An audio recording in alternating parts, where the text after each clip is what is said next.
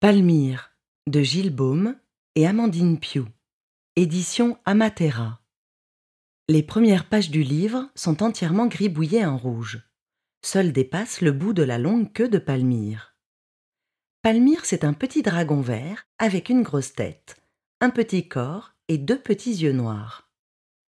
Il a deux cornes, une queue de crocodile, des petites ailes de libellule et des pattes de grenouille. Un matin, partir. Palmyre regarde une valise ouverte posée sur le sol. Elle est blanche et rouge et il n'y a rien dedans. Au-dessus de la tête de Palmyre, il y a un gros nuage noir. Attraper une valise, ne pas la remplir. Palmyre prend la valise vide par la poignée et se met en route. Marcher, trotter, courir léger, plus vite que les nuages. Sourire. Palmyre se met à courir et s'élance dans les airs. Debout sur sa valise, comme si c'était un tapis volant, il vole dans le ciel avec un grand sourire aux lèvres. Il dépasse même un petit nuage bleu.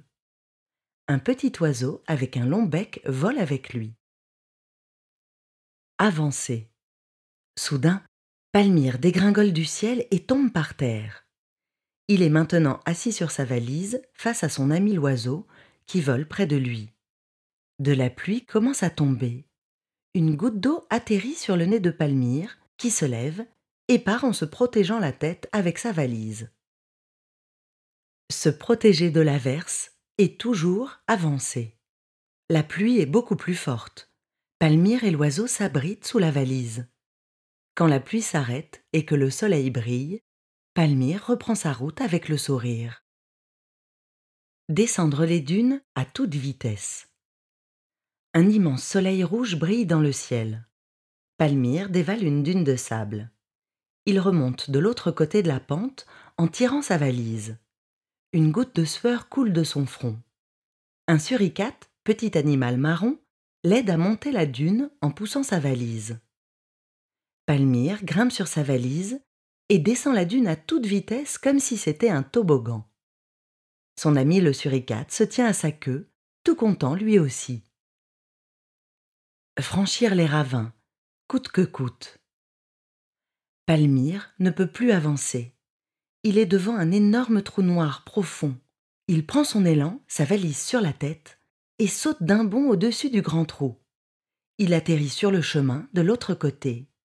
Le suricate est tout content. Palmyre se retrouve nez à nez avec un gigantesque dragon endormi. Il a des dents pointues et du feu qui s'échappe de ses naseaux. Des os sont posés près de lui. Palmyre se sauve, sans faire de bruit, en se cachant derrière sa valise. Fendre les foules, se mêler au troupeau. Palmyre, sa valise sur la tête, est au milieu d'une foule de gens qui ont tous de longues pattes à trois griffes.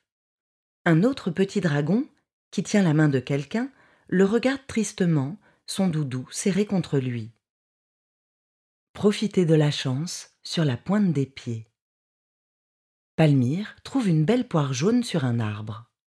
Il grimpe sur sa valise en équilibre pour attraper le fruit. La valise tombe, Palmyre s'étale par terre. Un oiseau multicolore aide le petit dragon. Il fait tomber le fruit dans la patte de Palmyre qui sourit. Palmyre est face à la mer. Sur l'eau, une mouette nage tranquillement. Puis traverser la mer, vague par vague, les yeux sur l'horizon. Palmyre s'élance dans l'eau, suivi par des petits poissons. Il est debout sur sa valise, comme si c'était une planche de surf.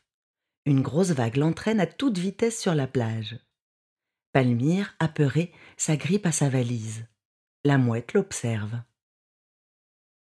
Pour dormir enfin sous la lune nouvelle. Loin, proche, à l'abri. Il fait nuit. La lune brille dans le ciel. Palmyre sort de la mer et se réfugie sur une butte de sable, la valise sur lui comme une couverture. Il contemple les étoiles avec un petit sourire. La mouette l'accompagne et dort sur la valise. La route est encore longue. Avancer, s'arrêter. Palmyre se retrouve devant des fils de fer barbelés. Il grimpe dessus, en se protégeant grâce à sa valise. Attendre, plus souvent qu'à son tour. Palmyre est assis dans sa valise ouverte. Il attend.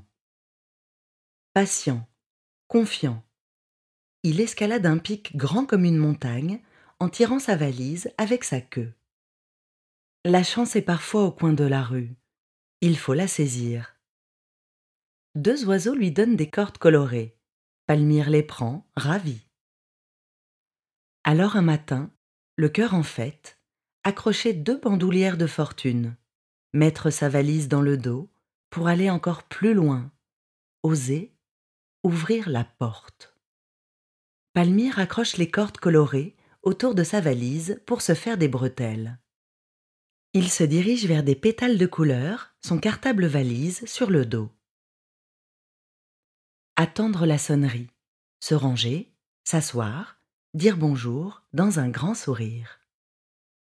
Palmyre est à l'école avec d'autres camarades dragons qui sont tous d'une couleur différente: rose, bleu, jaune, orange. Raconter, donner à voir, à entendre, à réfléchir. Palmyre, assis devant sa valise ouverte comme si c'était un livre, raconte une histoire à ses camarades. Le dragon bleu foncé boude, dos tourné aux autres. Palmyre tient deux marionnettes, un méchant dragon qui crache du feu sur un petit dragon vert. Les petits dragons jouent à la corde à sauter. Palmyre est à l'écart, tout seul. Un dragon bleu turquoise vient lui offrir une barre de chocolat. Palmyre et son nouvel ami partagent la friandise et la mangent ensemble, assis côte à côte sur la valise. Et recevoir quelque chose qui ne rentre dans aucune valise. Palmyre et son nouvel ami, patte dans la patte, courent rejoindre leurs camarades pour jouer avec eux au ballon. La dernière page du livre est un dessin de Palmyre. Sa valise est posée dans une jolie maison au toit rouge. À côté, Palmyre tient la main de ses camarades. Même le dragon bleu foncé est avec eux.